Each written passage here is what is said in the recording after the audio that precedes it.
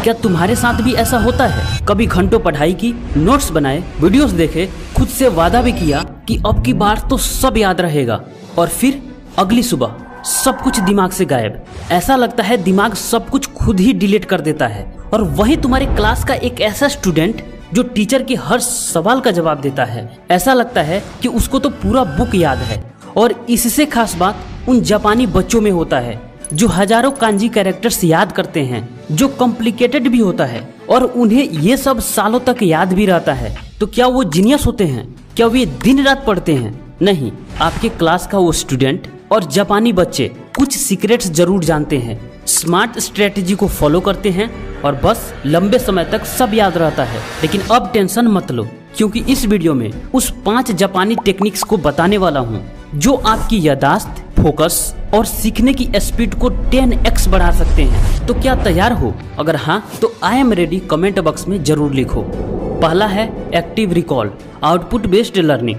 अब देखो, ज्यादातर स्टूडेंट क्या करते हैं, आप भी करते हो, पढ़ते हैं, दोबारा पढ़ते हैं, हाईलाइट करते हैं। ये सब क्या है? इनपुट्स हैं और इसी को याद रखना मान लेते हैं। पर दिमाग आउटपुट से मजबूत होता है। जब आप दिमाग से इंफॉर्मेशन को निकालने की कोशिश करते हो, किसी को समझाते हो या खुद से पूछते हो, तब दिमाग की न्यूरल कनेक्शन डीपली जुड़ती है।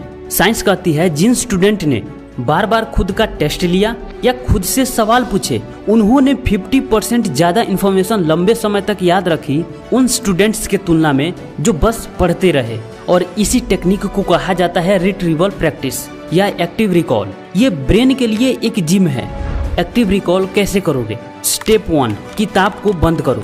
आप जिस भी टॉपिक को पढ़ रहे हो, जब आपको लगता है कि ये टॉपिक मैंने पूरा पढ़ लिया, अब यहाँ उठकर मत चले जाओ, किताब को बंद करो।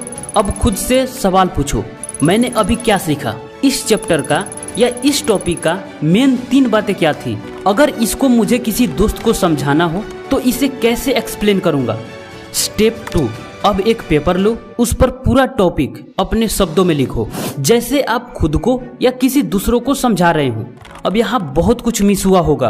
अब किताब को खोलो और मिसिंग पॉइंट को अलग से हाईलाइट करो और फिर दोबारा ऐसा करो। जब किताब बंद करने के बाद वो सारे टॉपिक्स आपको याद हो जाएं, आप आसानी से एक्सप्लेन कर पाओ, तो समझो कि मेरी पढ़ाई यहाँ तक कंप्लीट हो गई।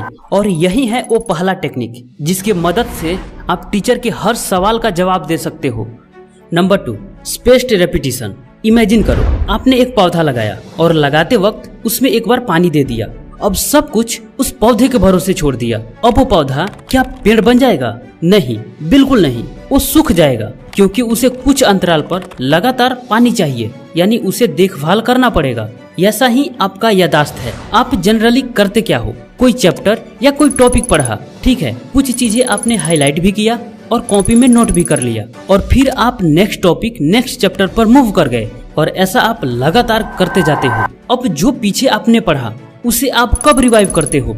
जब उसका कोई टेस्ट होता है या जब एग्जाम नजदीक होता है। और ये रिवाइव आप कुछ महीनों बाद करते हो, और फिर आप बोलते हो कि मुझे चीजें याद नहीं रहती, जो मैं पढ़ता हूँ वो भूल जाता हूँ। मान लो आपका लगाया हुआ पौधा सूख गया, अब उस पर दोबारा पानी डालने से क्या वो हरा हो जाएगा? क्या वो बड़ा हो जाएगा? नहीं, फिर से आपको दूसरा लगाना पड़ेगा। वैसा ही जब आप कुछ पढ़ते हो और जब महीनों बाद आप उसे रिवाइव करने की कोशिश करते हो तो नहीं होता, क्योंकि आप सब कुछ भूल गए रहते हो और फिर जीरो से स्टार्ट करना पड़ता है। और ये बात मैक्सिमम स्टूडेंट जानते ही नहीं, और इसको बोलते हैं फॉरगेटिंग कर्व। जब आप कुछ पढ़ते हो पहली बार और आप किताब बंद कर देते हो या कोई एक्टिविटी में लग जाते हो या नेक्स्ट टॉपिक पर मूव कर जाते हो, पढ़ने के 20 मिनट बाद उसमें से 40% भूल जाते हो, 1 घंटे बाद 55% भूल जाते हो, और 1 दिन बाद 70% भूल जाते हो, 1 सप्ताह बाद 80% भूल जाते हो। जब 1 सप्ताह बाद 80% भूल जाते हो तो क्या वो 2 महीने 3 महीने बाद याद रहेगी? बिल्कुल नहीं। और इसी वजह से आप लगातार पढ़ते हो और लगातार भूलते रहते हो। लेकिन आज के बाद आपका भूलना स्टॉप। तो अभी चैनल को सब्सक्राइब कर लो और बेल आइकन दबा दो, ताकि नेक्स्ट वीडियो फिर आपको मिल जाए। आज के बाद आप अलग तरीके से पढ़ाई करोगे। कमेंट बॉक्स में यस लिखो। आज के बाद स्पेस्ड रेपिटेशन को फॉलो करोगे। इस चार्ट को ध्यान से देखो। आज कोई नया टॉपिक पढ़ा, उसी दिन 20 से 30 मिनट बाद उसे जल्दी से रिव्यू कर लो। 1 दिन बाद एक्टिव रिव्यू करो। खुद से पूछो, मैंने कल क्या सीखा? क्या वो याद है? 3 दिन बाद थोड़ा डीपली रिव्यू करो। 7 दिन बाद खुद का टेस्ट ले लो या किसी को पढ़ा दो। 14 दिन बाद बहुत सारी चीजें तुम्हें याद हो गई रहेगी, कुछ कुछ मिस कर रहे होगे, उसे फिर से दोहरा लो। और 30 दिन बाद एक लास्ट रिव्यू कर लो। अब एग्जाम टाइम तक वो चीजें तुम भूलोगे नहीं, लगभग 70 से 80% तक याद रहेगी। सिर्फ आपको थोड़ा बहुत रिवाइव करना पड़ेगा और फिर आप पढ़े हुए टॉपिक को एग्जाम में भी लिखोगे और हमेशा याद भी रहेगा।